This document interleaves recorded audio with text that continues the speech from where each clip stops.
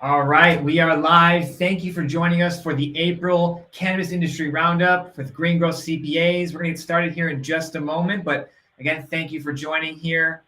And if you're watching the replay, go ahead and skip ahead a few moments here. And if you're watching the live, let us know where you're calling in from, where you're watching from, and what vertical of the cannabis industry you're in. Are you a cultivator, a manufacturer, distributor, retailer, an ancillary service, or maybe you're looking just to get into the industry and seeing what's going on and where you're like, what's the word for this month? And also drop any questions into the chat. Love to see where, what we can help out with throughout this session here. The questions help drive exactly where we're going to take this session. I've got some agenda and things of that nature, but we'll get to that in a moment here. The top of the hour, we're going to kick off here. So again, thank you for joining. All right, excellent. Well, it is the top of the hour. Without further ado, let's go ahead and jump right into it. Before that, I need to let you know that the information contained in this presentation is meant for guidance purposes only and not as professional legal or tax advice. And further, it does not give any personalized legal, tax, investment, or any business advice in general. So with that out of the way, let's go over our agenda for today's presentation. So first, the first half is going to be big industry updates over the past 30 days covering tax, finance and M&A, licensing and regulations, and legal updates, short but meaningful headlines and give you some kind of tips around those headlines. And then second, we're going to review our financial market report that we published earlier this month, detailing March and how that played out, as well as review stock reports for Ascend Wellness, Curaleaf, and Green Thumb Industries, and talk about the stock performance, the guidance on that, and just some thoughts and considerations around it. It's a wild time in the markets, no matter what market you're looking at right now. And finally, throughout the presentation, we'll take questions from the audience. Again, drop your questions in the chat, drop your location, let us know where you're calling in from. We'd love to be able to give you more value from this. The more you interact with me on the chat, the more value you can extract from this presentation.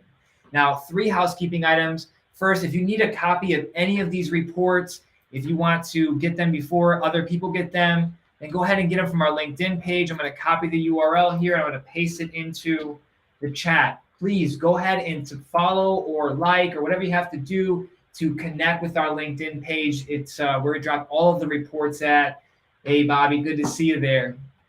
And, the macro report's going to come out on the 10th or on or about the 10th of the month, whenever the data is provided by the government agencies for that. And then second here, if you need help with anything finance or tax related for your cannabis business, then please reach out to us via our website, greengrowthcpas.com, or give us a call, 800-674-9050. All that information is labeled right here. Give us a call if you need help. Don't be a stranger.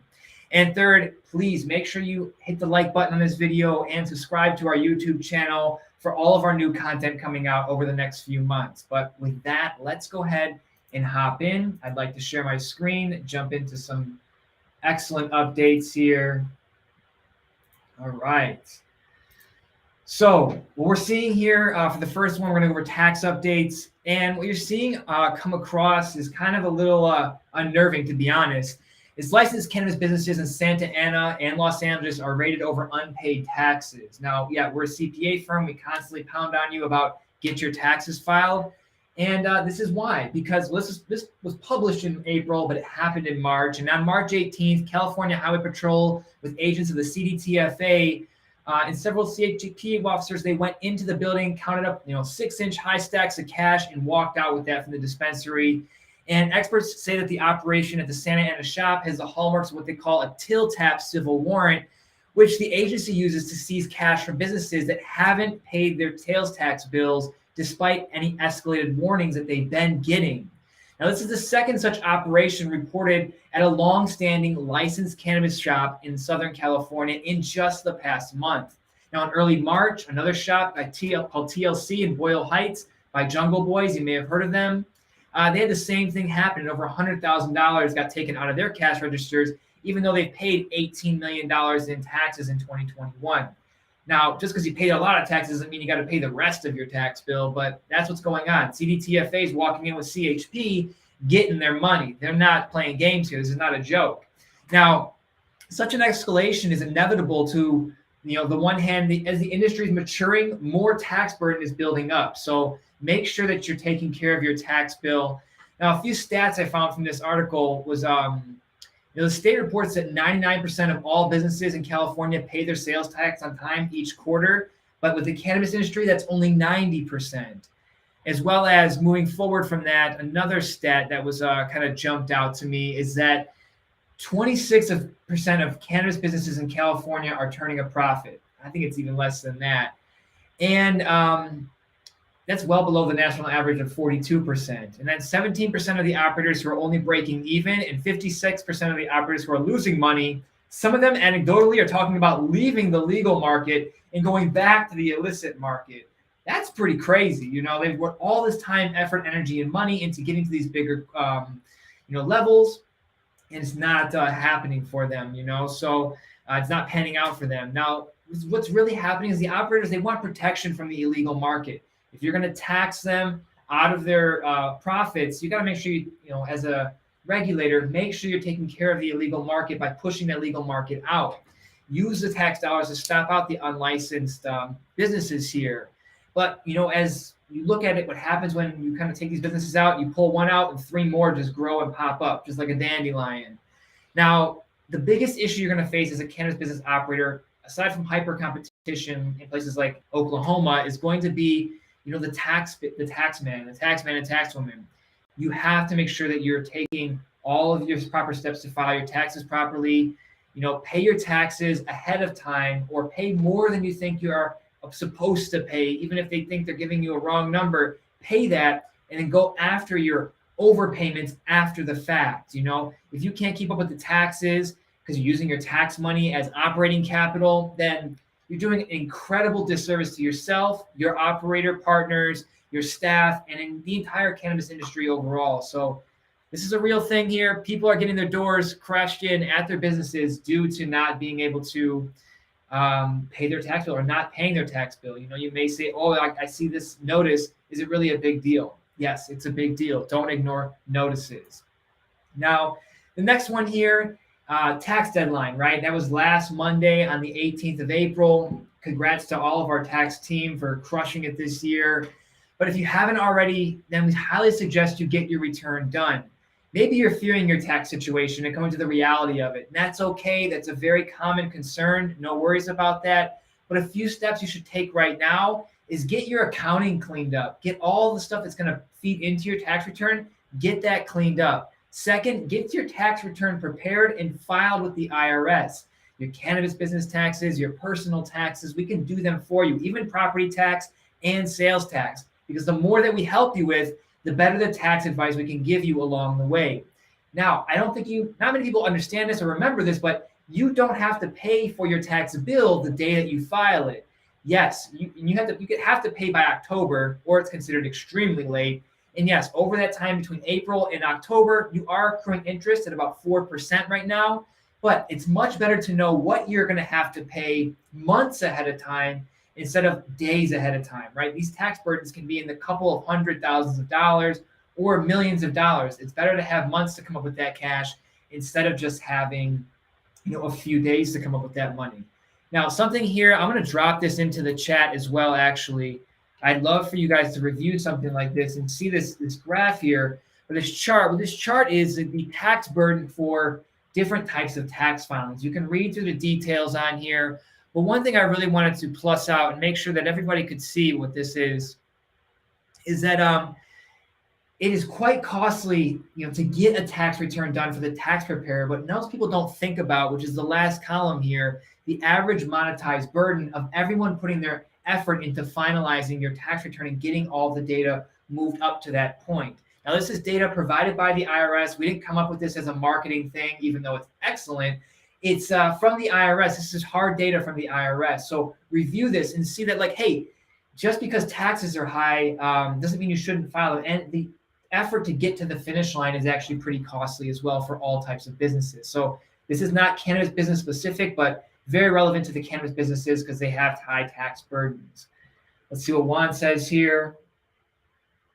All right, an area of focus on things to be aware of for cannabis startups would be helpful. Juan, we'll get to that for sure. I will hit that later on in the presentation, but we have lots of videos in our cannabis business YouTube channel about all the different startup things. Make big things here. Have a team when you're getting started. You need a team.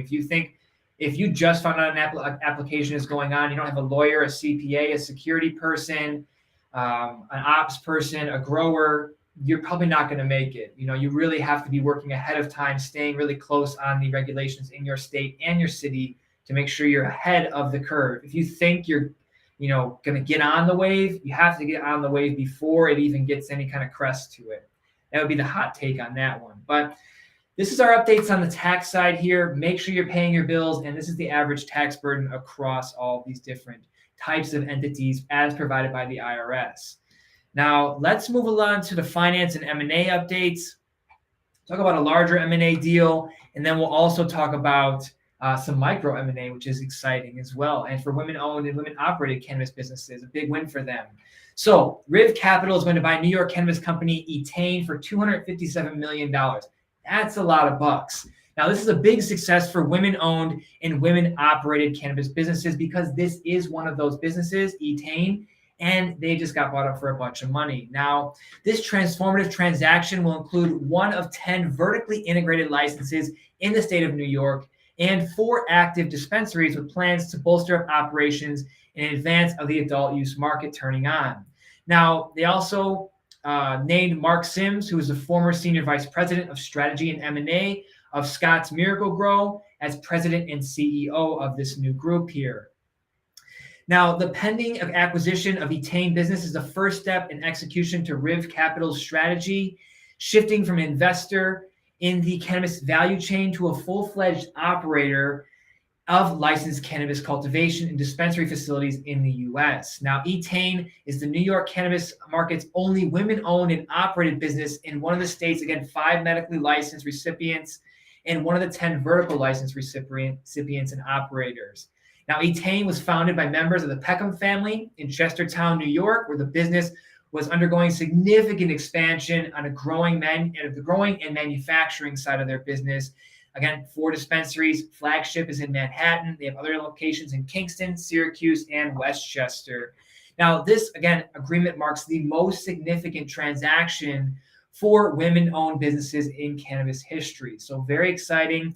The family is going to be stepping back, but they'll still be partnering with Riv Capital. But excellent. It's great to hear that women are crushing it, getting the visibility that they deserve and the money that they deserve for crushing it through this. Very, very happy for them here. This was the news release here on Cision about that. Now, I want to talk about some micro M&A, and it's relative to the overall industry because when you hear $257 million, you're like, damn, that's a lot of money, and it is a lot of money.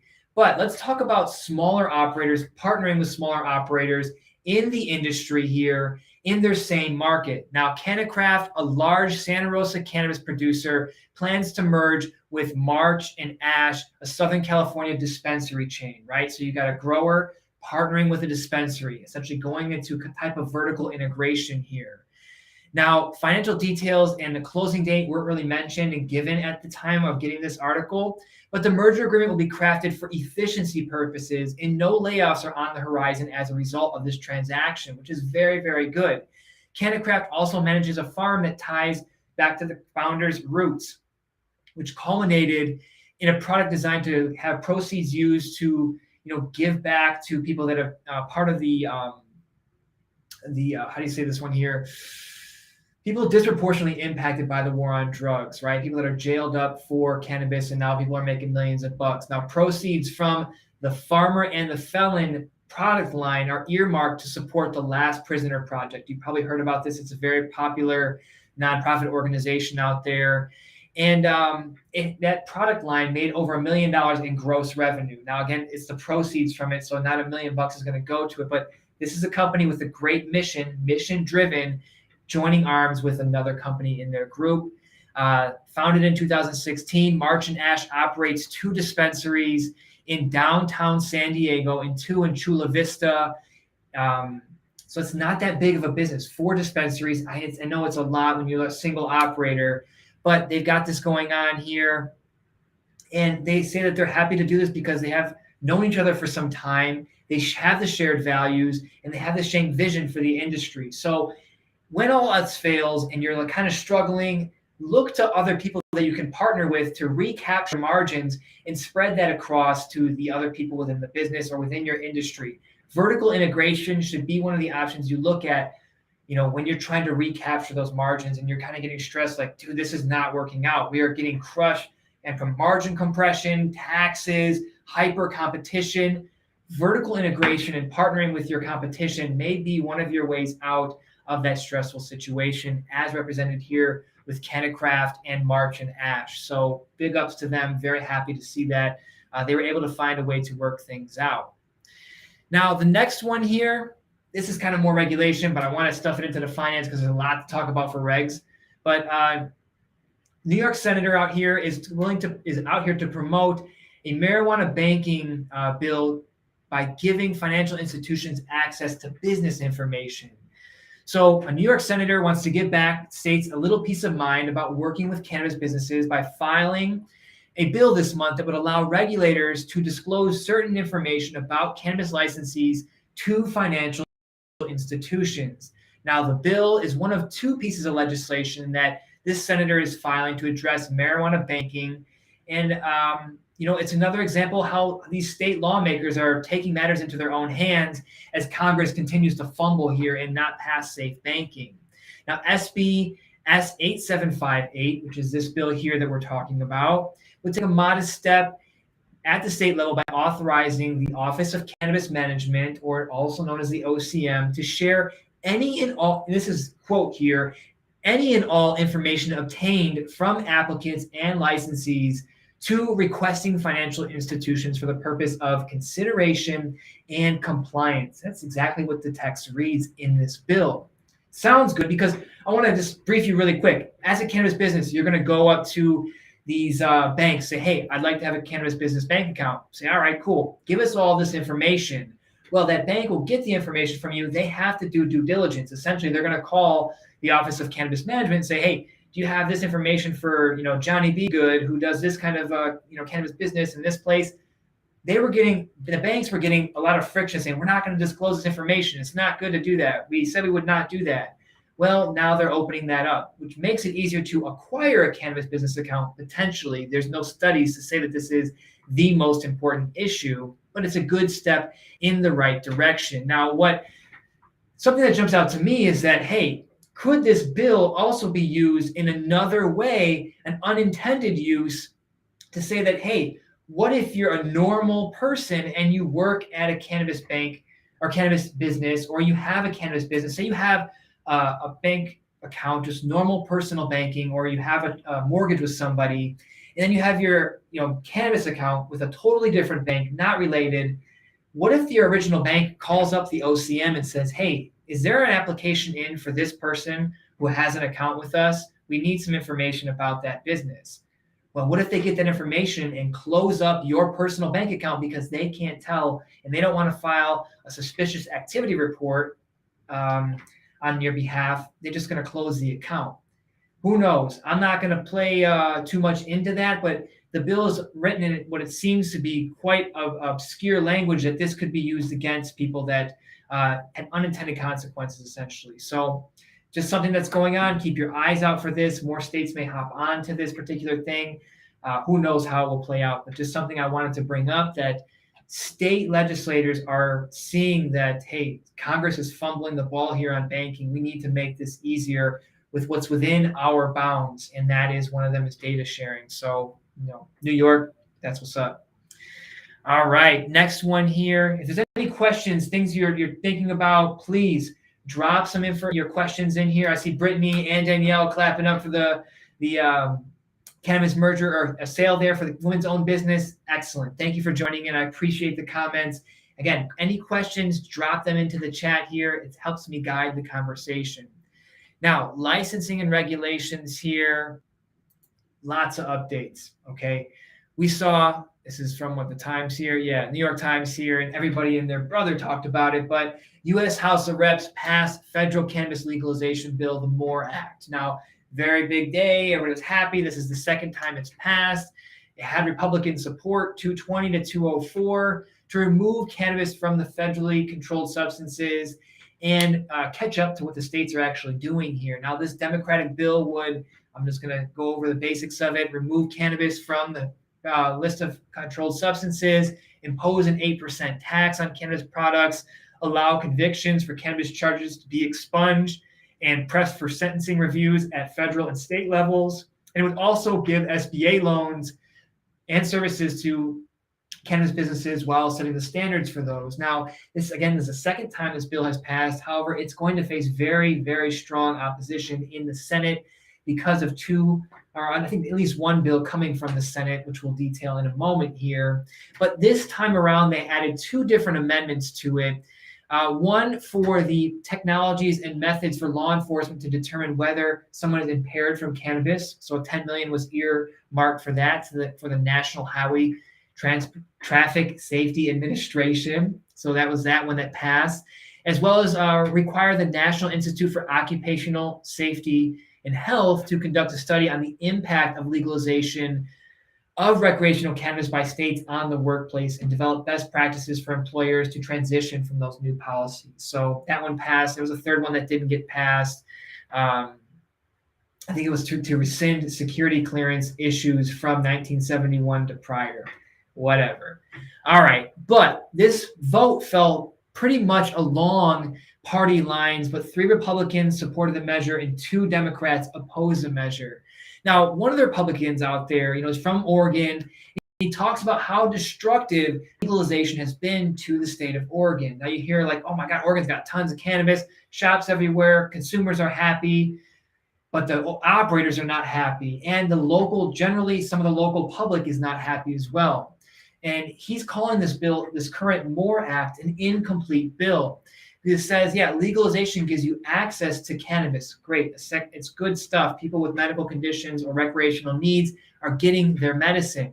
But what it also does is it creates this kind of like cover for illegal grow ops to pop up, stealing resources like water, and that's becoming a bigger issue on the West Coast. And he said, intimidating locals. Now, I see no data on this. I'm just parroting back what he said during the debates.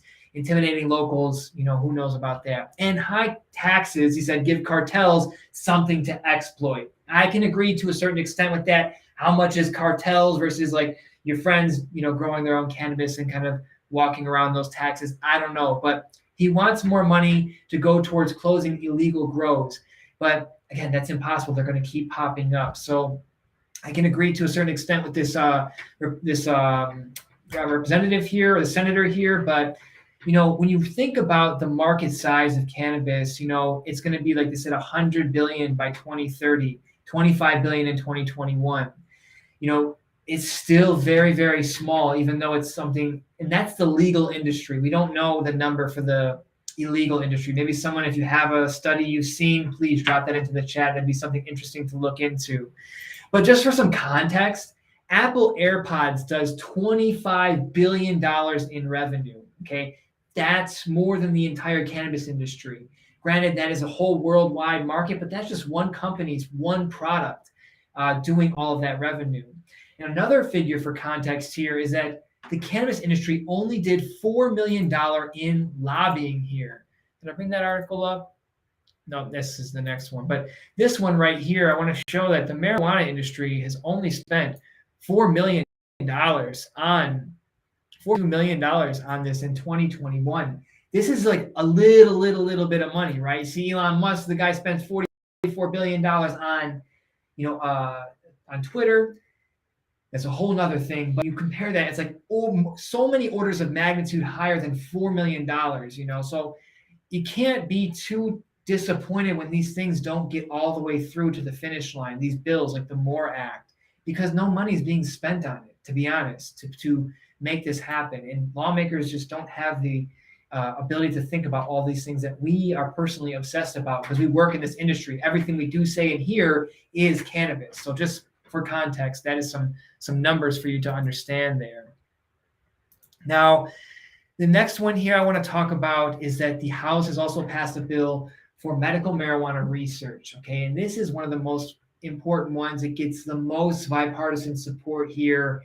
And it's great to see that. Now, the passage of the legislation comes again 3 days only after the MORE Act passed. Now, the latest measure would streamline the process for scientists to conduct medical research, and also gives the directive to the Department of Health and Human Services to ensure that there's a good supply of cannabis for qualified research. Okay.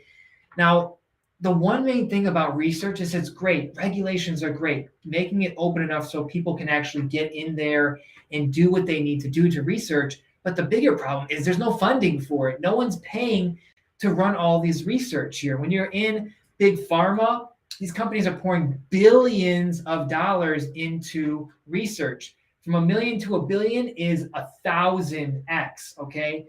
So you're not getting much research into cannabis being poured into that. Now, some of that has been, some of the bigger issues with the DEA putting up a stone wall there. But if companies are not profitable, why would they invest in any kind of clinical research? You're seeing a lot of excellent research coming out of Israel. They have probably the most cutting edge research on cannabinoids and cannabis.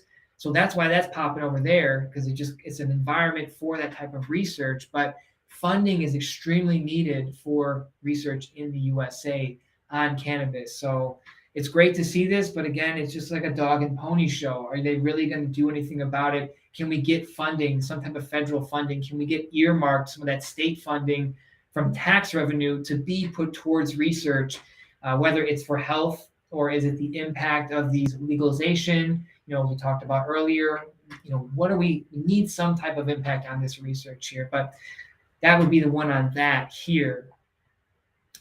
Next is another one on the state level. Any questions? I don't see anything, but drop questions if you got them, or topics you want to cover. I'm here to talk about anything. This one here is from Pennsylvania. Now, there's a state Senate bill that would allow cannabis businesses to have access to banking services. Now, this bill is in insurance services as well. Now, this bill was co-written by Senator John DeSanto and Senator Sharif Street from Pennsylvania again, and unanimously passed. Now, it's great to see these states picking up again where the Congress is totally fumbling and failing. But again, this is nothing more than, something with good intent, but it really doesn't have any teeth, because banks are regulated at the state level and more heavily at the federal level. It's great. Pennsylvania banks can now not get headaches from state regulators, but they're hitting an incredible amount of friction with FINRA and every other federal regulatory body and agency that requires this extreme overhead and oversight by banks. Essentially, the same issue is going to be around no matter what your state does. It's always going to be around until the Safe Banking Act or something of the like is passed to help cannabis business operators. So I commend the senators in the state of Pennsylvania, but who knows if it's actually going to have any teeth, to do this. It's really, it's just like, come on, guys, just pass the Safe Banking Act, save, people all the headache of having to transact in cash. Now, the next one here is that our guy his bill did not come out in April. He had been hitting the kind of floor saying constantly, it's going to come out end of April, 4/20.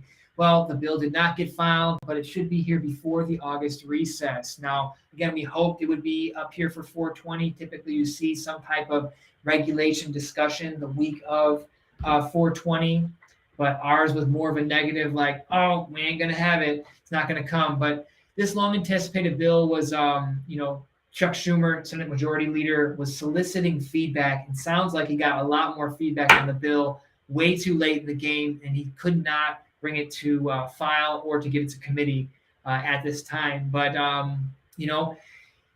hopefully before the August recess, you will see something like that brought up. And it is the OAC, what is it? The OACA? I forget. There's so many. Yeah, CAOA, my bad. This is the Cannabis Administration and Opportunity Act. You've got the MORE Act, the CAOA, and then you have the one from Rep Mace. I forget what hers is called, but lots of competing bills here. And this is the stuff you're going to see of why the MORE Act is going to have a lot of friction, is because the Senate wants to run their own bill. So you're going to have competing bills. Will we have full federal legalization? I don't fully think so. I think you're going to have piecemeal legislation, starting with the cannabis banking. Then you'll get some expungement thing here. You're not going to get comprehensive legislation in such a very divided type of Senate, and no one wants to jump on the other side of the river and shake hands and across the aisle, and that's a bummer. Next one here, New Mexico turned on April 1st. They did $2.7 million in sales on their opening day and $5 million in sales on their first week. And then also New Jersey turned on as well. But kind of crazy, they launched on April 21st, the day after the holiday. But, it's all good. I think it's good that they turned on no matter when it got turned on. It's excellent news. I think they said 10,000 people went and bought cannabis that day. So it's really, really cool. Really great to see that these are, new states turning on, sticking to their particular things that they said they were going to do. All right, let's jump into the chat here and see what kind of questions we have. Did Mississippi make growing recreation or medical? Okay, Aim, you said, did Mississippi make growing recreational or medical? Let me just check it out here. We can go ahead and see if Mississippi, I think in a prior one, let's check out PPI. I think that it was in March or February or March, they had pushed some kind of bill. Mississippi is going to be more of a high friction environment as well. But, oh, here we go. I've got it right here. There's a new medical marijuana law. I'm just going to put it into the thing here so you can all see it as well. New medical marijuana law draws millions of investments to Mississippi. And I think they brought up here, when was this article published? March, so about a month and a half ago, 2 months. Let's see. I'd have to, if anybody knows, drop that in the chat for me, please. Oh, Lawrence says medical. Thank you, Lawrence, for coming through. Much appreciated. So, Ain, it's going to be for medical here. And then you also asked if you're operating a CBD grow, would the paperwork be what would it be to move to a different state and operate? So when you're going from one state to the other, it's going to be incredibly different. They all typically have their own license policies at the state level, as well as even at the state or county level. So you're going to be a whole new set of paperwork. Some of the information from one state may be transferable, but CBD, which is hemp, is by the Farm Bill, and that has got nothing to do with how cannabis is going. If you're trying to get into the cannabis market, you may get some essentially operational learnings from there, but it does not one for one on the types of applications. It's an order of magnitude, if not 2 orders of magnitude, more paperwork to get into cannabis cultivation compared to CBD cultivation. But hey, if you need help with that, reach out to us. We'd love to walk you through any issues and see how we can help you out on that. But more questions, drop them into the chat, please. It'd be great to hear from you and get kind of the things you need help with. And then lastly here, we've got one legal update, which is going to be coming from right here. Now, I brought up in February a report about a cash transfer service that got a bunch of money picked up and taken from them by I think it was the FBI or something like this, and county sheriffs, which is, hey, it was a real heartbreaking, but there's got to be a process to figure out what's the truth versus what's one person's story, the other story, right? There's 3 sides to every story, A and B and the truth. And finally, it seems like the dust has settled, and the feds have agreed to return that $1 million in cannabis dispensary cash to the Armored Car Transport Company. Now, this is good stuff. Happy to see that the matters come out and the facts come out, and they were doing nothing wrong. It's called, I think, Empry Real. The cash transfer agency was not doing anything wrong. It was just kind of following leads. There was a seizure in Kansas that then led for some information being transferred out to California, and then I think it was in Santa Barbara, was it? Or not Santa Barbara, it was in San Bernardino, I believe, out in IE. And just a big misunderstanding, but the cash is being returned, so it's a good thing. So I have my jewelry hitting there, but no, good to see that it got returned here. That's good news. It's excellent news. All right, now the next one here, I'll check for any questions. We're going to talk more about our cannabis industry report, our macro reports, all these different things. So let me just pull up all these different reports here on my end. I'll close out all of these windows. 1 second here. Give me a moment. All right, beautiful. And then let's grab the main report here. Boom, baby. Let's share the screen. All right, there we go. And so this report here is our cannabis industry report, our financial market report going over the main happenings for March, right? It's April now. It takes about a month for the data to get back out to us, from the close of the data feeds that come through. But this report's I'm not gonna go incredibly in depth to this report. I think you should read it on your own and tie that to other data pieces you have. But there's a monthly economic report, recap of the basic main factors of going on in the macro economy. We're going to talk about key indices performances like the S&P, NASDAQ, DJI. And then we're going to talk about the green growth cannabis stock indices. Now, we've just kind of been tracking how these are going. We're going to add a lot more commentary for the month coming up of April.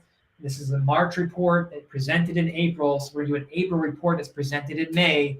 And you're going to get a lot more color and context. We just kind of wanted to track how the industry was going. And there's so much choppiness going around. It's really hard. The day we write, it takes 4 or 5 days to write these reports. And by the time we get from the start to the finish, so much volatility and things have happened. It's very hard to say this is actually what's going on with what, the world and large here.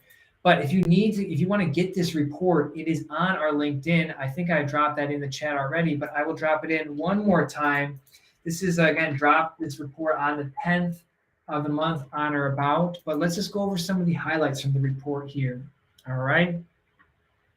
So we talked a lot about last month about the yield curve and an inverted yield curve. Well, this happened, very, very briefly on April 1st, I think to the 4th. That the 2-year was higher than the 10-year, and that is indicative of what's coming up potentially of a recession, a technical recession here. Now, again, this happened right at the beginning of the month. I think I can show you. I'll get to it in a moment here. There is another graph. Let me just show it to you. So I have to jump back and forth between different things. There you go. And it's going to be. Where did it go? There we go. All right. And it happened. This is the high in last 20, 30 years.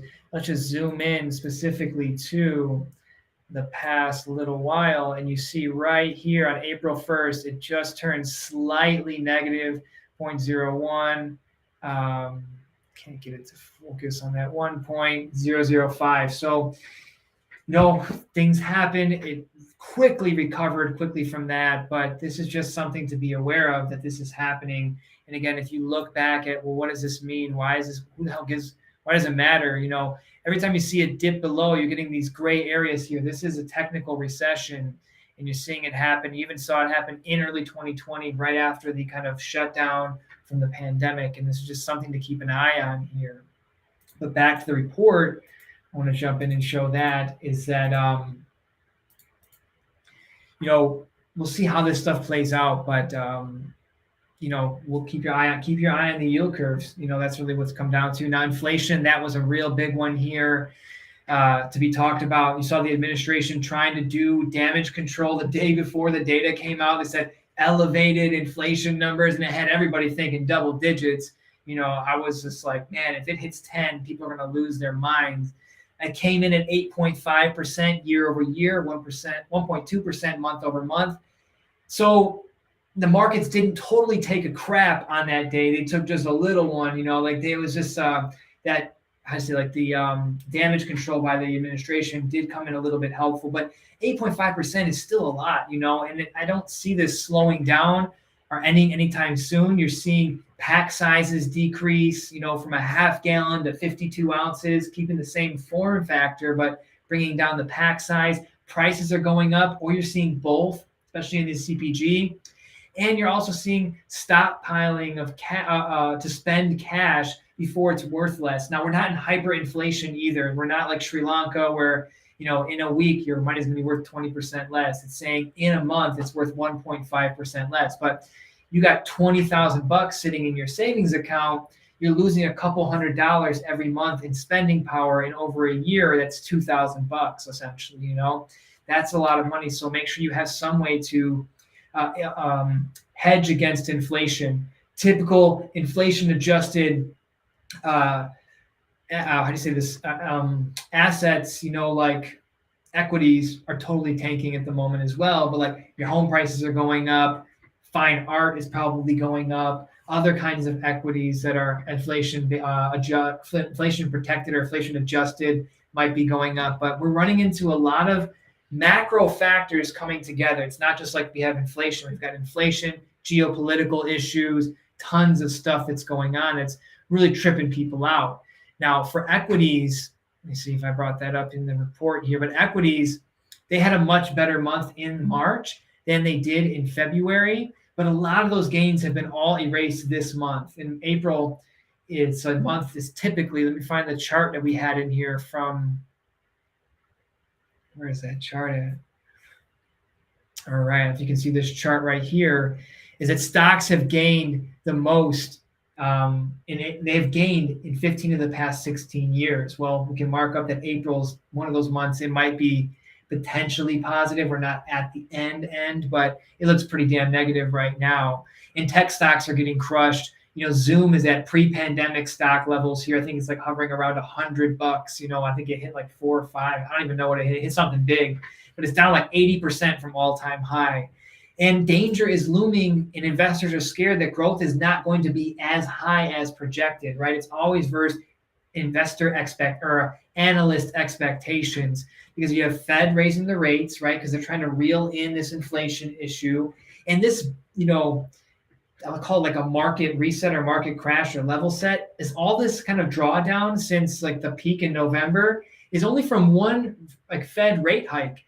They're going to be doing it like 4 or 5 more times this year potentially. So you might see a drip or two of blood now, but it could be a pretty bloody year for equities. You also have China shutting down. They're not shipping or receiving any goods out of any of the ports right now. Again, inflation is causing changes in consumer spending and their saving habits, and geopolitical issues that's just happening everywhere. So, a lot of issues coming from these this macro economics here. It's something that it's like, how many times can we have a once in a lifetime thing happen in our lifetimes? I'm only 35 and I feel like I've been through 3 of these. It's like, geez, oh Pete's, man. And I think regulators are saying the same thing, like, damn, I thought my job was going to be a little bit easier than this, but no, not happening. So, going through the report here, let me just figure if there's any other highlights that I want to draw out and pull out to you here. Most, and for the S&P, it grew by 3.58%. Again, most of that's been washed away in this month, but pretty much all sectors were positive in March. That's good news. We'll see how things pan out for April when that comes through. Now, another one here, I talked about this thing for April. The Green Growth CPA's index here, top 7 and the top 25 by market cap. The top 7 were down by 2.31% here in the month of March. And the bottom 25 in our index. And so you had like a little bit of a bump here in February. There was a bit of a bump for those top 7, but drops right back down. So we'll see how that performs for February. I don't see them doing all that well because things were ramping up going into 420. And I think once Chuck Schumer pulled that bill, equities in the cannabis industry really took a hit. And then for the smaller size here, down about 1%. So check out this report. It'd be great for you to get that report. Let me see if I even have a link to it. If someone watching this from our team has a link, please drop that into the chat. I'd love for you to do that. If not, I can go quickly and find it in a moment here. But that is that report here. Now, next, I'd like to talk about the cannabis industry. Let me talk to this question here. Bobby asked, any information with legal cannabis consumption lounges? What type of licenses are required? Bobby, I don't have specific information on that. It's an excellent question. I think there are 1 or 2 of them in the state of California. I know New York is becoming very open to it. There's going to be probably a specific or special license type, and you're going to have to reach out to your legal team to get the details on that. I'm sorry, I don't have too much information on those particular consumption lounges. It's going to be kind of something to think about, though, because most people, I think flower is the most used product, right? And smoking is not allowed in public anymore, like in public enclosed things with four walls. So they're going to have outdoor lounges. How are you going to do that in New York? Are they just going to, how's that going to play out? But I think if you see these lounges take off more and more, I think Las Vegas has one as well, or will be bringing them to market. You're going to see a lot of the edibles and the beverages take off. That's why Can is really tripling down on this microdose beverage. I think it's a 2 and a 5 milligram THC with some CBD in there. It'll be a different form factor that takes off during those particular types of, in those particular environments in a consumption lounge. So I haven't been to one. Actually, scratch that. Before cannabis was recreationally legal in California, they had these all over. They had this place like that would let you come in and do dabs. On Venice Beach, there's this house. I don't know if anybody watching this has been to it. There's this big house in Venice with a porch. It's like been in a bunch of movies, but it used to be a cannabis dispensary and consumption lounge. And there's one that was right next to Muscle Beach where they have all the workout stuff. It's a big orange building. I think it's a cannabis licensing, like for you get your medical card there now. But on the upstairs used to be a consumption lounge. You could go there and buy cannabis and smoke and hang out, do dabs. It was a wild time, 2009, 2010, 2008, to be in that. So I'm sorry, I don't have much information, but those are the 3 areas I know that are looking into it, and check with your legal counsel on that. But cannabis industry overall, let me just go ahead and pull out of this report here. Cannabis companies are reducing their 2022 growth expectations after a challenging Q4 in 2021. Since our last update, a lot of companies have put out their, performance for full year 2021, and that includes a lot of like large MSOs, and all of them are seeing increasing pricing pressure on both sides of the equation. Adam says here, Vault in Cathedral City is a lounge, so check out there as well, Bobby, if you're out in California in the high desert there, Cathedral City. Now, there's lots of pressures in the cannabis industry, so these companies are bringing down their guidance essentially for 2022, which then tanks the price even more because most of these prices are based on future earnings because most of the people are not profitable, and people are, retail investors are hoping that this is their ticket out. Let's invest in cannabis companies, and it seems like a pretty dismal play right now. At any rate, regulatory delays, soft demand early in the year, pricing pressures were commonly cited factors to drive the reduced outlook. So be very thoughtful on that. You may see a good amount of bleed for the first part of the year, but you may see it bottom out mid-year, and then trajectory kind of changes a little bit. Is that arc going to be very high, or is it going to be a flat arc? Who knows? But just be cognizant that it's not going anywhere too fast here.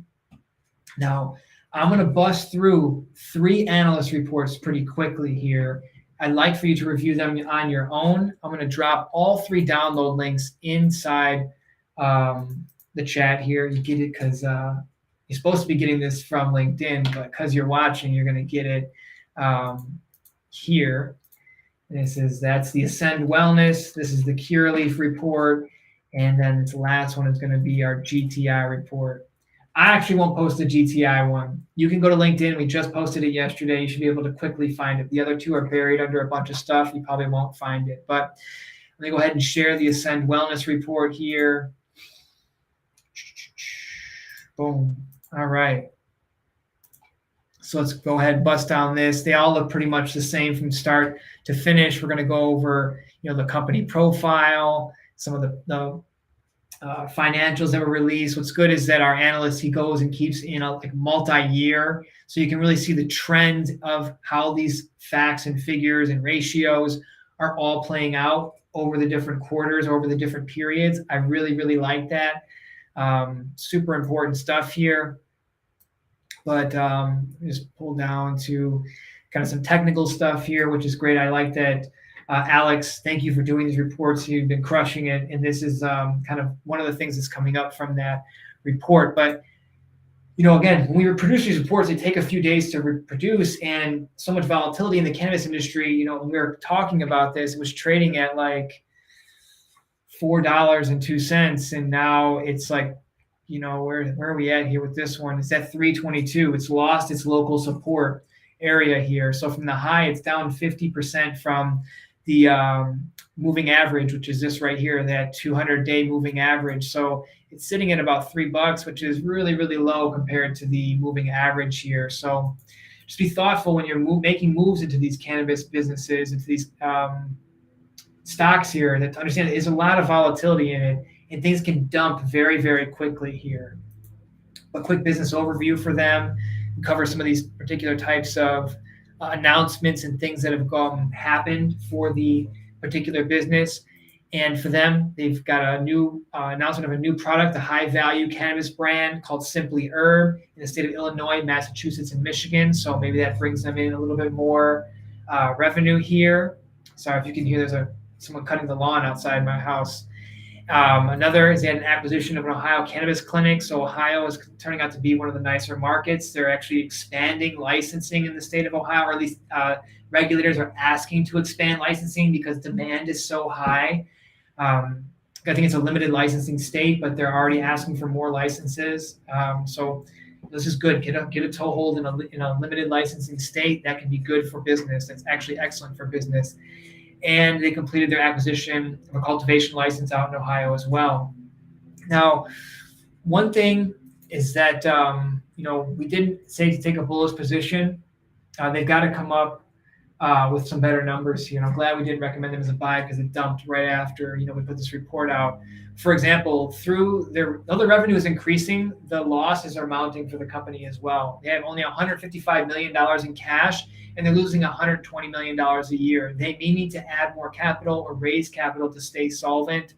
And their gross profit margin was down by 147 basis points versus the prior year. So losing money and squeezing margins is never a good scenario to be in. So that's with Ascend Wellness. And let's hit on to Curaleaf here as well. We just bust into Curaleaf. Share. All right. And then for Curaleaf, let's just exit this one. There's a lot going on. This one is Curaleaf right here. Again, same type of format here, all the same kind of things you're going to see on the report. We're just going to go through and through and through. Same financials, pretty interesting stuff to look at here. But we'll get to the technical portion.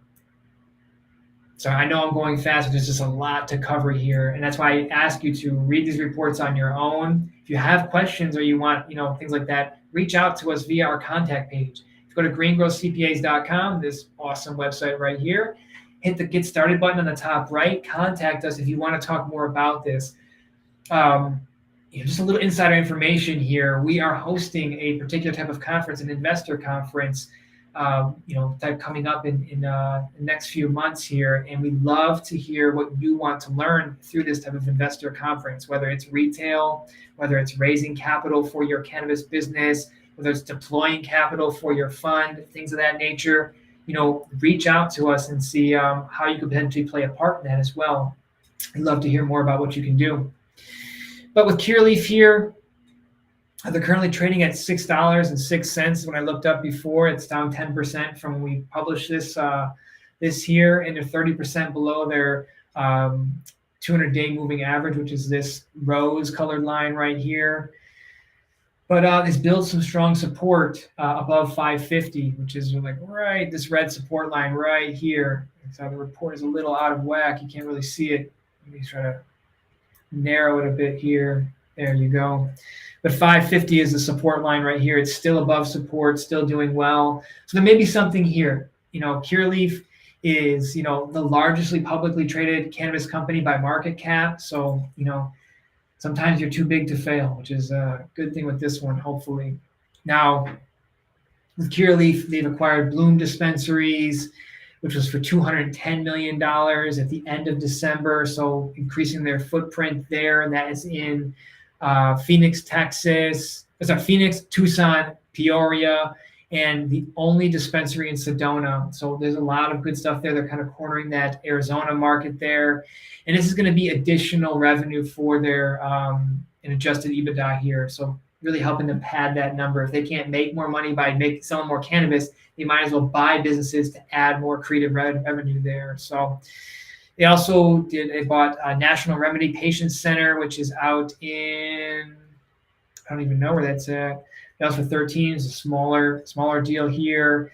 They've got big international operations. They have a significant presence in Europe, where the population is more than double the United States, and good stuff. Germany, Italy, the UK, Switzerland, Portugal. Big things going on for Curaleaf over there. It's just hard to stay up on every little micro market movement here, but they've got a pretty good footprint to, what would you call, like, insulate themselves from any systemic risk or regulatory risk in one market, which I think is a really good strategy in this particular type of thing. One thing to note, I brought this up in a past, I think in the December update, that they raised a $425 million at an 8% interest rate. What did I just tell you 30 minutes ago? Inflation is at 8.5. They're essentially getting this money for free now. It's like essentially free money for them. So it's great to see that they have a huge war chest. Things should be fine for them. But keep an eye on Curaleaf for a variety of reasons. Again, they're the largest one out there by market cap. Their strategic acquisitions have strengthened their ability to continue gaining share in key U.S. markets and internationally. That's very exciting. Their financials are mainly good because of this $425 million debt raise here, strongest in the industry. And it seems to be expanding its enterprise plans to be, taking off in 2022. So good support on the financials here, over here on the chart. Good financials for the company. It seems financially healthy. You might see something good happen. Let me check the questions here. Adam asks, let's see. I don't see any other questions that I haven't answered already. If you have questions that I didn't get to, Adam, please drop them into the chat again. I apologize. I think I got to them all. Yeah. Okay. Let me get that down here to the last report, which is going to be GTI, Green Thumb Industries. Let me just hit the share button one last time here. And this one just came out yesterday from us, I believe, yesterday or Tuesday. I'm sorry. Yeah, yesterday is Tuesday or Monday. My bad. But, you'll see the same type of things here for the report. But I'll just kind of quickly go over some of the highs and the lows here for this one. So currently sitting at just above $15. Right before this, I went out and checked on. It's $15.04, which is about 25 to 30% below their 200-day moving average. Excuse me. And they've begun to get this good support between the $14.50 to $16 range, which is good. If it can hold the support, that's great. If not, you can see it drop drastically and quickly to the next support, which is around $11. It's a big drop. That's like almost 30%, 28% right there in a big drop. But if they reclaim above and break through resistance at $19.50, which is the down, I'm going to pull this up. I'm talking about something I'm visualizing that you probably cannot see, obviously. So it's a downward channel here, right? These two blue lines are creating this downward channel. Now you have support here, 1650 and up, but if there's major resistance sitting here, if they can bust through that, great things can happen. We'll see how that works out. But if they lose this support that they're bouncing around on, you could see a huge drop down to $11 here, which is the next support line, right? You draw support by what was bouncing off. It was resistance, turns into support over here. So I'm not a huge TA person. I know enough to stay informed. I am not the most technical analysis person here, but just some thoughts and considerations. The report goes into a little more detail about this. But some business overview stuff. They had the Leafline acquisition for $160 million, and it gives them a cultivation facility in 5 open and operating retail locations. 5 more operating locations, which is good. They had acquired Green Star Herbals for $65 million. I mean, these big dogs are out here just eating everyone up. They just want to. We talked about this. Derek and I got on a live stream during March 2020, right after everything started to take a downturn, and we really saw this coming. That it's the collapse and consolidation of the industry, and you're seeing it play out in real time on the very large scale for the publicly traded companies, all the way to those micro M&A activity we talked about in Santa Rosa with those 2 or 4 dispensaries and a grow op coming together. So you're going to see a lot more consolidation. It's just a matter of the game. When we talked about as well during the tax updates that 26% of people are profitable, it's because the margins are, if you're in just one vertical, it's like picking up breadcrumbs essentially. You're not going to be able to feed your family on this. You have to vertically integrate so that you can streamline, get economies of scale, and pick up those margins all along every step of the value chain. So that's what these big companies are doing. When I say there's M&A activity, that's what they're doing. They're not just buying it because it's the cool thing to do. It is the fiscally responsible thing to do. If your competition is under financial pressure, you should make them an offer that they can't refuse. Or if you're a business that's facing financial pressure, you should sell your company if the deal is good enough, if you can't turn it around yourself. You have a fiduciary duty to yourself, to your other stakeholders, to your investors, as well as to your business, like operators, like the staff at your company. If you're just going to drive your business into the ground, it does a really big disservice to everyone that gave you a vote of confidence at the beginning. But further from there, the wrap up on this one here for GTI is just kind of to wait and see. The volatility is incredibly high right now in cannabis. I brought this up many, many times. That's not going away. I don't see a huge change. There's no reason to suspect a huge change in the volatility of the cannabis industry right now. If there's going to be any news that's going to drive things up, because things are very sentiment based, you're seeing valuations that make absolutely no sense. These are cannabis companies that have 100x PE ratio, 48x PE ratio. This is like a tech company, but they're selling biological products. It seems like there's no way that this can be real. So I would expect a little bit more bleed, consolidation, horizontal consolidation, and maybe around that August timeframe before recess, you're going to see the CAOA from Chuck Schumer get presented and filed. That might give some good bump, right? If you're looking to exit out of some of your stocks and they're bleeding, you have to make that choice for yourself. Do you exit now and hopefully it bleeds later or bleeds more and you can buy back in later? Or do you just hold on through August before the recess? Hopefully that bill gets filed and then it takes off and you can recapture some of your losses. Because I'm sure there's very few people that are sitting in a positive, unless you're VC money and you got in on a bigger discount. Most people are sitting underwater in their retail positions. But, if not, hey, excellent, glad to hear it, and, keep up the good work. But that wraps up the presentation here. That was a 1 hour runtime. Hit it on the dot. Wow. But if you have any questions, I'll stick around for a few more minutes. If you have any individual questions of things that I've covered, things that you want answered on the cannabis industry, it could be something specific for yourself.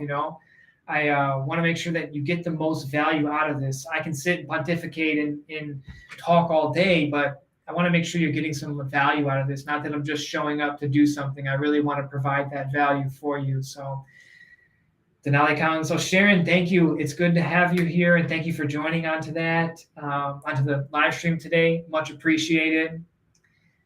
But all right, Dale, good. Lots of great info. Thank you very much. It's good to see you, Dale, and keep hopping on. We'll have more updates coming every month. We want to keep this going. Let me just kind of backtrack. And Sharon was on this live stream. People were asking about the stock market. That's why I donate half of my time, or designate half of my time to the stock portion of this report.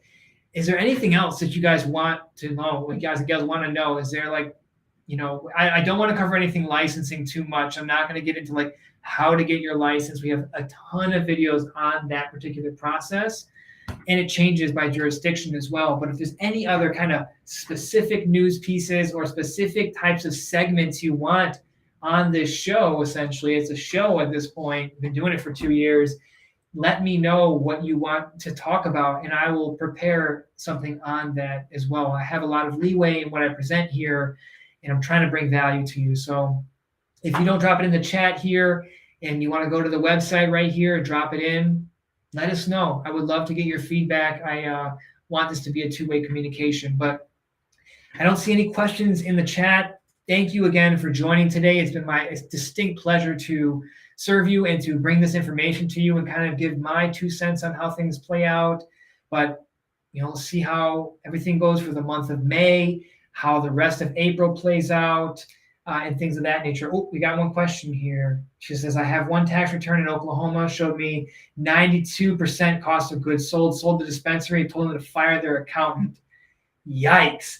Yes, 92. So when you see someone has 92% cost of goods sold, and this, all right, I had the same thing happen, and the 92 number is almost exactly what it was. So I made, we did a blog post on this month, and we call it scenario analysis. I'm going to go ahead and get this. I want you all to read this. This is a good one here. Just give me a moment to pull up the blog post. I'm going to drop it in from our knowledge base here. Women in cannabis, tax tips. Excellent. This is funny. You hit this on the nail on the head here. All right, so check out this blog post I just dropped in there. Really, thank you for joining. Much appreciated. To hit on what Sharon said, when someone has a 92% cost of goods sold, there's either probably two fundamental things wrong. A, they're not marking up their product. The retailer's not marking up their product properly, which is minimally a 100% markup. So your cost of goods will equal 50%, right? You buy something for 10, you sell it for 20. 10 divided by 20, your COGS will be 50%. Or they are stuffing so much of their cost of goods sold with indirect costs that have nothing to do with cost of goods sold and will be disallowed under IRC 280E. Now, this is a case-by-case basis, but when you look at other SG&A expenses and you see that those are in line with other cannabis businesses, and yes, that's going to be around that particular item there. It's going to be that they are not marking up their products properly. So if you're running into, that's why you need to have like a CFO, and we have an outsourced CFO program. It's a monthly program where you get not just the export from QuickBooks, like here's your income statement, here's your balance sheet, here's your cash flow statement. It's going to be more around the specifics of here's why this is happening and giving you analysis every month. So if you're looking for a CFO for your business and really want to turn things around financially, hit us up, greengrowcpas.com, or give us a call, 800-674-9050. Adam, hey, I'm looking for your question. The only question that I saw from you is that you put a comment in about Cathedral City, and that was it. And then you said that there were some other questions. Please look above. I didn't see anything else from you. If you want to copy and paste your other question in, I'll wait for you to post that question in and I can get to it. But I don't see it here on the chat. If someone else sees it, they can post it as well. But I do not see anything else from you on here. But yeah, Sharon, it's kind of crazy when someone has a 92% cost of goods sold. And that could be also like writing off, they're just buying bad stock. Some people have to write off. Like another one here, why people totally, junk up their COGS is they buy a lot of product and they pay on a cash on delivery. You may have to do that, but you have to. Sorry, Adam, I don't see your question, even if you posted it again. I can't see a question here. My bad. I'm not sure if that's the platform. Is there maybe a target or a hot keyword or something in there? Maybe if you want to just put like a star between a few of the letters or something. Maybe it's YouTube that's not letting you post the question. I apologize for that.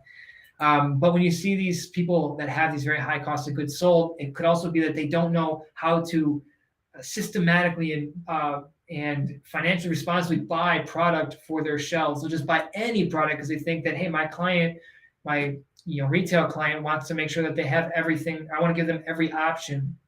Two things wrong with that. You get analysis paralysis from your particular customer that's coming in. You're like, all right, well, what do you want? They see like 900 things behind you as a dispensary operator, like, buy all this kinds of weed. And it's like, damn, there's like 19 types of flower and 14 types of vaporizer cartridges, all this wax, all these edibles, and all this other stuff. It's very overwhelming, especially when your minimum order quantity is like 2 cases and you've got 48 units to push out.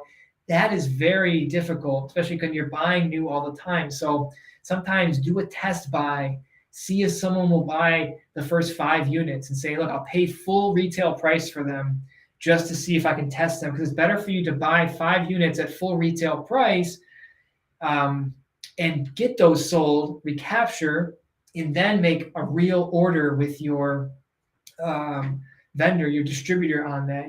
Don't just take the distributor at their word, right? They're doing marketing for the brand as well. And so they may say things that make you think like, oh, I'm going to be missing out. So never have FOMO on products. If it's good, you'll hear about it within the sphere of your particular market and your particular vertical. But that's just my 2 cents on that. I could go on a lot about that. But Adam, I apologize. I can't see your question coming through. If someone else can, please let that come in. But let me see something on my end. Adam, if you can't get it in, you can go to the Get Started page of greengrowthcpas.com and send the question to me personally. There's a form you got to go through and fill out. I'll have someone forward that to me, and I can get you a personalized response to your question. But I will leave it at that. Again, everyone, thank you very much for your time. It's been, again, my pleasure, chatting with you today for the past hour and 10 minutes. Thank you very much. Have a beautiful rest of your day, beautiful rest of your week. Crush it, and then we'll catch up with you next month. Have a good one.